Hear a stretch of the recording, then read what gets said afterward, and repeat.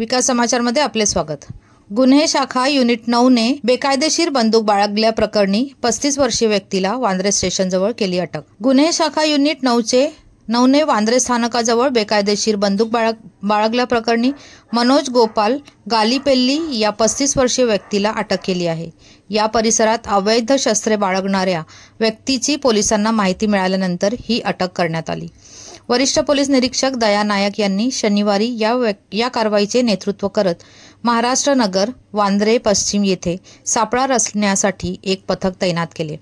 Operation दरम्यान अधिकाऱ्यांनी एका संशयित व्यक्तीची ओळख पटवली आणि त्यानंतरच्या शोधात त्याच्या ताब्यात 2 देशी बनावटीची पिस्तूल आणि 10 जिवंत कारतुसे आढळून आली।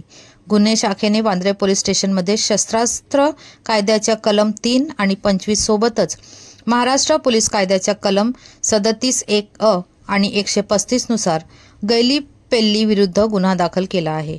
उल्लेखनीय म्हणजे आरोपीकडे शस्त्रास्त्र कायद्याअंतर्गत आधीची नोंद आहे। आरोपी सध्या मुंबई क्राईम ब्रांचच्या ताब्यात असून त्याची चौकशी सुरू आहे। धन्यवाद। वसईहून मी शहनाज शेख, विकास समाचार। चॅनलला लाईक शेअर सबस्क्राईब जरूर करा।